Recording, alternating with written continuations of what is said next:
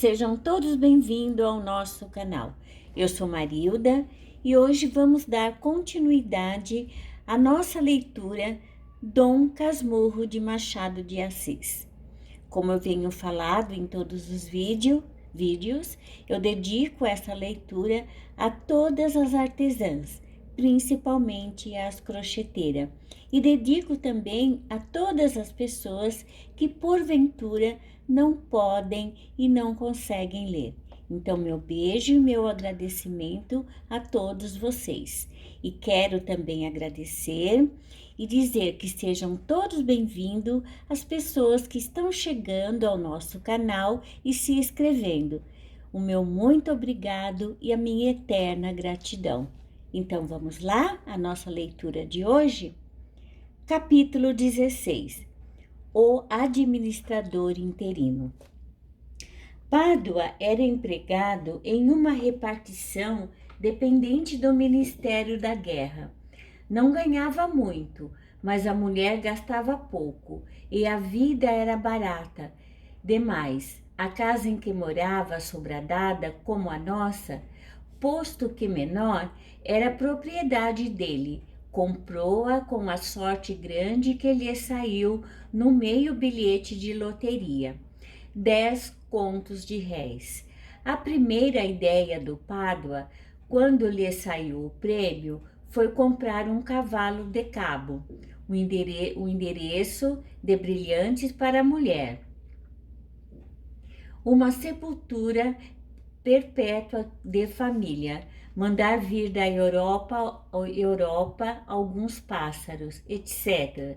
Mas a mulher, esta dona Fortunata, que ali está à porta dos fundos da casa, em pé, falando à filha, alta, forte, cheia como a filha, a mesma cabeça, os mesmos olhos claros. A mulher é que lhe disse que o melhor era comprar a casa e guardar o que sobrasse para acudir às moléstias grandes.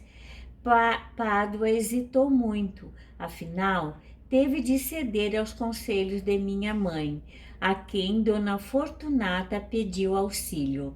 Nem foi só nesta ocasião que minha mãe lhes valeu. Um dia chegou a salvar a vida de Pádua. Escutai a anedota, é curta. O administrador da repartição em que Pádua trabalhava teve de ir ao norte em comissão. Pádua, ou por algum regulamentar, ou por especial designação, ficou substituindo o administrador com os respectivos honorários. Esta mudança de fortuna trouxe-lhe certa vertigem. Era antes dos 10 contos. Não se contentou de reformar a casa, a roupa e a copa. Atirou-se às despesas supérfluas, deu joia à mulher. Nos dias de festa, matava um leitão. Era visto em teatros, chegou aos sapatos de verniz. Viveu assim 22 meses na suposição de uma eterna eternidade. Uma tarde entrou em nossa casa aflito e desvarado, ia perder o lugar, porque chegara o efetivo naquela manhã. Pediu à minha mãe que velasse pelas infelizes que deixava. Não podia sofrer a desgraça, matava-se. Minha mãe falou-lhe com bondade, mas ele não atendia a coisa alguma. Não, minha senhora, não consentirei em tal vergonha. Fazer descer a família, tornar atrás, já disse, mato-me. Não hei de confessar à minha gente esta miséria, e os outros, que dirão os vizinhos, e os amigos, e o público? Que público, senhor Pádua? Deixe-se disso, seja homem. Lembre-se que sua mulher não tem outra pessoa, e que há de fazer, pois seja um homem, ande. Pádua enxugou os olhos e foi para casa, onde viveu prostrado alguns dias, mudo, fechado na alcova, ou então no quintal, ao pé do poço, como se a ideia da morte teimasse nele. Dona Fortunata ralhava: Joãozinho, você é criança? Mas tanto lhe ouviu falar em morte que teve medo. E um dia correu a pedir à minha mãe que lhe fizesse o favor de ver se lhe salvava o marido, que ia se queria matar. Minha mãe foi achá-lo à beira do poço e intimou-lhe que vivesse. Que maluquice era aquela de parecer que ia ficar desgraçado por causa de uma gratidão menos e perder um emprego interino? Não, senhor, devia ser homem, pai de família, imitar a mulher e a filha. Pádua obedeceu, confessou que acharia as forças para cumprir a vontade de minha mãe. Vontade minha, não, é obrigação sua. Pois seja obrigação, não desconheço que é assim mesmo. Nos dias seguintes, continuou a entrar e sair de casa, cosido à parede, cara no chão. Não era o mesmo homem que entregava o chapéu em cortejar a vizinhança, risonho, olhos no ar. Antes mesmo da administração interina, vieram as semanas. A ferida foi sarando. Pádua começou a interessar-se pelos negócios domésticos, a cuidar dos passarinhos, a dormir tranquilo às noites e às tardes, a conversar e dar notícias da rua. A serenidade regressou. Atrás dela veio a alegria. Um domingo, na figura de dois amigos que iam jogar o solo, atentos, já ele ria, já brincava, tinha o ar do costume, a ferida sarou de tudo. Com o tempo veio o fenômeno interessante. Pádua começou a falar da administração interina, não somente sem as saudades dos honorários, nem o vexame da perda, mas até com desvanecimento e orgulho. A administração ficou sendo égira, donde ele contava para diante e para trás. No tempo que eu era administrador, ou então, sim, lembra-me, foi antes da minha administração, 1 ou 2 meses antes.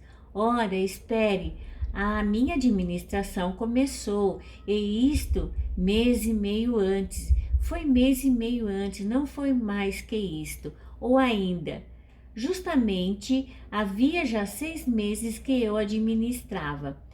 Tal é o sabor póstumo das glórias interinas. José Dias bradava que era vaidade sobrevivente, mas o padre Cabral, que levava tudo para a escritura, dizia que com o vizinho Pádua se dava a lição de Elifaz a Jó. Não desprezes a correção do Senhor, ele fere e cura. Capítulo 17. Os vermes. Ele fere e cura. Quando, mais tarde, vinha saber que a lança de Aquiles também curou uma ferida que fez, tive tais ou quais velhacidade de escrever uma dissertação a este propósito. Cheguei a pegar em livros velhos, livros mortos, livros enterrados, e abri-los, a compará-los, catando o texto e o sentido, para achar a origem comum dos oráculos pagão e do pensamento israelita. Catei os próprios vermes dos livros, para que dissessem o que havia nos textos roído por eles. Meu senhor, respondeu-me um longo verme gordo, nós não sabemos absolutamente nada dos textos que roemos, nem escolhemos o que roemos, nem amamos ou detestamos o que roemos. nós só roemos. Não, não lhe arranquei mais nada. Os outros todos, como se houvessem passado palavra. Repetiam a mesma cantilena. Talvez esse discreto silêncio sobre os textos ruídos fosse ainda um modo de roer o ruído. Capítulo 18. Um plano. Pai nem mãe foram ter conosco. Quando Capitu e eu, na sala de visitas, falávamos do seminário. Com os olhos em mim, Capitu queria saber que notícia era a que me afligia tanto. Quando lhe disse o que era, fez-se cor de cera. Mas eu não quero acudir logo, não quero entrar em seminários, não entro. É escusado teimarem comigo, não entro. Capitu, a princípio, não disse nada. Recolheu os olhos, meteu-os em si e deixou-se estar com as pupilas vagas e surdas, a boca entreaberta, toda parada. Então eu, para dar força às afirmações, comecei a jurar que não seria padre. Naquele tempo jurava muito e rijo, pela vida e pela morte. Jurei pela hora da morte, que a luz me faltasse na hora da morte, se fosse para o seminário. Capitu não parecia crer nem descrer. Não parecia sequer ouvir. Era uma figura de pau. Quis chamá-la, sacudi-la, mas faltou-me ânimo. Essa criatura que brincara comigo, que pulara, dançara, creio até que dormira comigo. Deixava-me agora com os braços atados e medrosos. Enfim, tornou a si, mas tinha a cara lívida e rompeu nestas palavras furiosas. Beata, Carola, papamissas. Fiquei aturdido. Capitu gostava tanto de minha mãe e minha mãe dela, que eu não podia entender tamanha explosão. É verdade que também gostava de mim, e naturalmente mais ou menos, ou de outra maneira, coisa bastante a explicar o despeito que lhe trazia a ameaça da separação.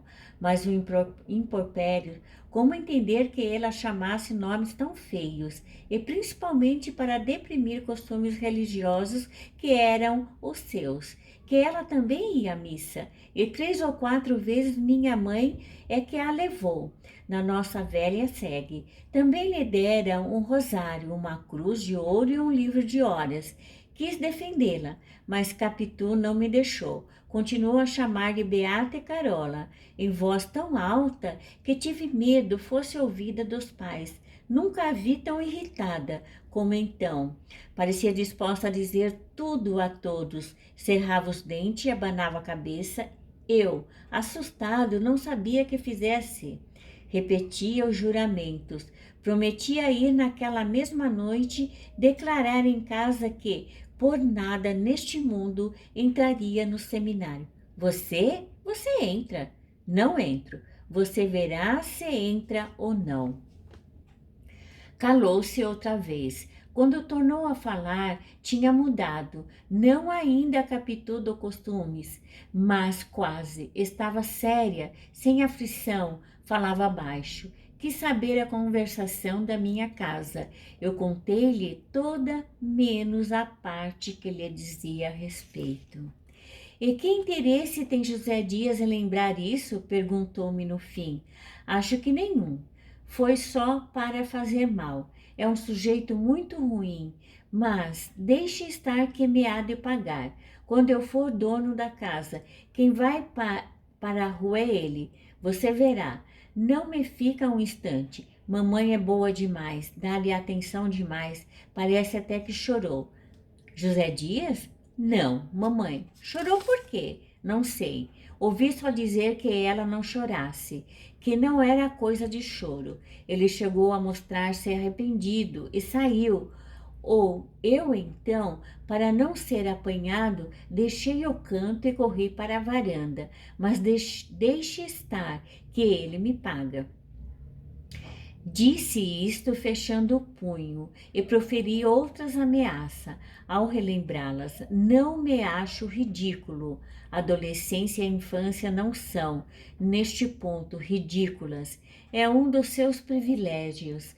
Este mal ou este perigo começa na mocidade, cresce na madureza e atinge o maior grau na velhice. Aos 15 anos, há até certa graça em ameaçar muito e não executar nada.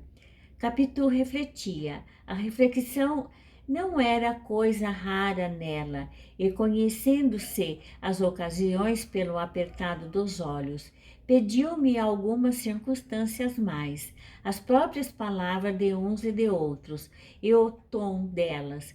Como eu não queria dizer o ponto inicial da conversa, que era ela mesma, não lhe pude dar toda a significação.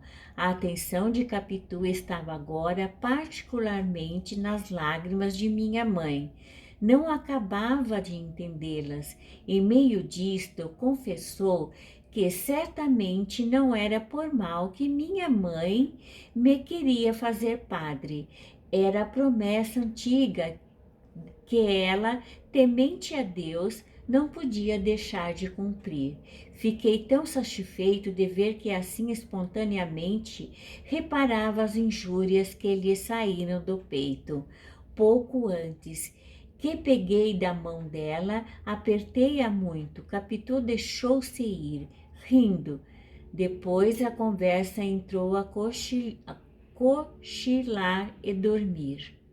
Tínhamos chegado à janela. Um preto que, desde algum tempo, vinha apregoando cocadas, parou em frente e perguntou: Sinhazinha, quer cocada hoje?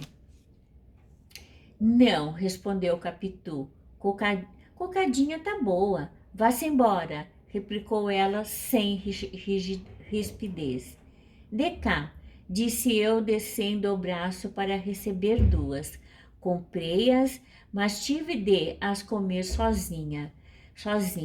Capitu recusou. Vi que, em meio da crise, eu conservava um canto para as cocadas, o que tanto pode ser perfeição como imperfeição, mas o momento não é para definições tais.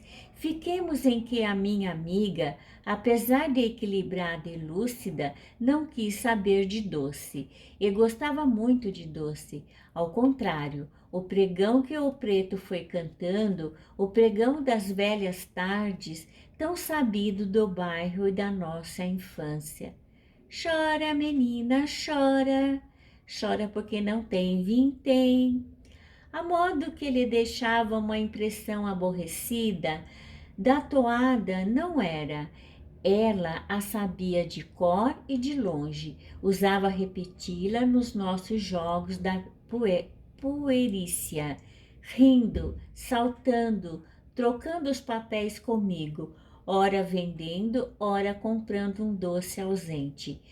Creio que a letra, destinada a picar a vaidade das crianças, foi que a enjoou, agora porque logo depois me disse: se eu fosse rica, você fugia, metia-se no paquetê e ia para a Europa. Dito isto, espreitou-me nos olhos, mas creio que eles não lhe disseram nada, ou só agradeceram a boa intenção. Com efeito, o sentimento era tão amigo que eu podia acusar o extraordinário da aventura. Como vês, Capitu aos 14 anos tinha já ideias atrevidas, muito menos que outras que lhe vieram depois, mas eram só atrevidas em si. Na prática faziam-se hábeis, sinuosas, surdas, e alcançavam o fim proposto. Não de salto, mas aos saltinhos. Não sei se explico bem. Suponde uma concepção grande executada por meios pequenos. Assim, para não sair do desejo vago e hipotético de me mandar para a Europa. Capitu, se pudesse cumpri-lo, não me faria embarcar no Paquetê e fugir. Estenderia uma fila de canoas daqui até lá, por onde eu, parecendo ir à já fortaleja da laje em ponto movediça, iria realmente até Bordéus, deixando minha mãe na praia à espera. Tal era a afeição particular do caráter da minha amiga, pelo que não admira que, combatendo os meus projetos de resistência franca, fosse antes pelos meios brandos, pela ação do empenho da palavra, da persuasão lenta e diuturna, e examinasse antes as pessoas com quem podíamos contar. Rejeitou tio Cosme, era uma boa vida. Se não aprovava a minha ordenação, não era capaz de dar um passo para suspendê-la. Prima Justina era melhor que ele, e melhor que os dois seria o padre Cabral, pela autoridade, mas o padre não havia de trabalhar contra a igreja, só se eu lhe confessasse que não tinha vocação. Posso confessar? Pois sim, mas seria aparecer francamente, e o melhor é outra coisa, José Dias. Que tem José Dias? Pode ser um bom empenho, mas se ele mesmo que falou, não importa, continuou o Capitu, dirá agora outra coisa. Ele gosta muito de você. Não lhe fale acanhado. Tudo é que você não tenha medo. Mostre que há de vir a ser dono da casa. Mostre que quer e que pode. Dê-lhe bem a entender que não é favor. Faça-lhe também elogios. Ele gosta muito de ser elogiado. Dona Glória presta-lhe atenção, mas o principal não é isso. É que ele, tendo de servir a vocês, falará com muito mais calor que outra pessoa. Não acho não, Capitu. Então vá para o seminário. Isso não. Mas que se perde em experimentar? Experimentemos. Faça o que lhe digo. Dona Glória pode ser que mude de resolução. Se não mudar, faça outra coisa. Mete-se então o padre Cabral. Você não se lembra como é que foi ao teatro pela primeira vez, há 2 meses? Dona Glória não queria, e bastava isso para que José Dias não teimasse, mas ele queria ir, e fez um discurso, lembra-se? Lembro-me, disse que o teatro era uma escola de costumes. Justo. Tanto falou que sua mãe acabou consentindo e pagou as entradas aos dois. Ande, peça, mande. Olhe, diga-lhe que está pronto a ir estudar leis em São Paulo. Estremeci de prazer. São Paulo era um frágil biombo destinado a ser arredado um dia, em vez da grossa parede espiritual eterna. Prometi falar a José Dias nos termos propostos.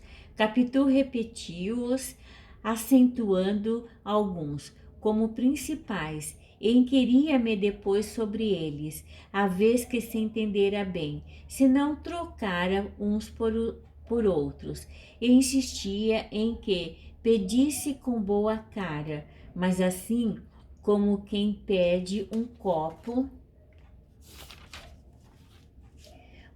de água à pessoa que tem obrigação de trazer.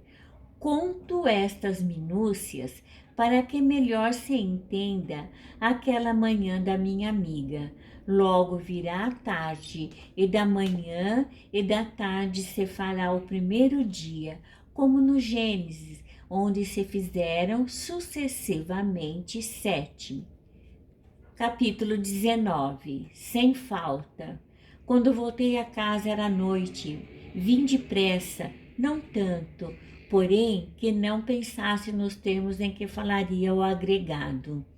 Formulei o pedido de cabeça, escolhendo as palavras que teria o tom delas, entre seco e benévolo. Na chácara, antes de entrar em casa, repetia-as comigo, depois em voz alta, para ver se eram adequadas e se obedeciam às recomendações de Capitu. Preciso falar-lhe, sem falta, amanhã.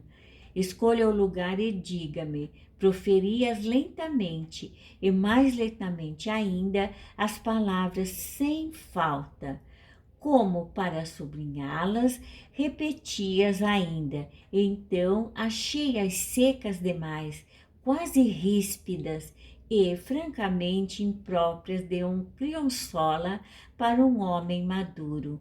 Cuidei de escolher outras e parei. Afinal, disse comigo que as palavras podiam servir. Tudo era dizê-las em tom que não ofendesse, e a prova é que, repetindo-as novamente, saíram-me quase súplicas. Bastava não carregar tanto, nem adoçar muito, um meio termo. E Capitu tem razão, pensei. A casa é minha, ele é um simples agregado. Jeitoso é, pode muito bem trabalhar por mim e desfazer o plano de mamãe. Então, minhas amigas, ficamos aqui por hoje e quero mais uma vez agradecer a todos vocês pela paciência e por estar me ouvindo. E peço novamente que, se gostaram da minha leitura, se estão gostando da história, dê um like aí para mim, se inscreva no meu canal e compartilhe os vídeos com seus amigos. Então é isso por hoje. Aguardem os próximos capítulos. Beijos e luz a todos vocês.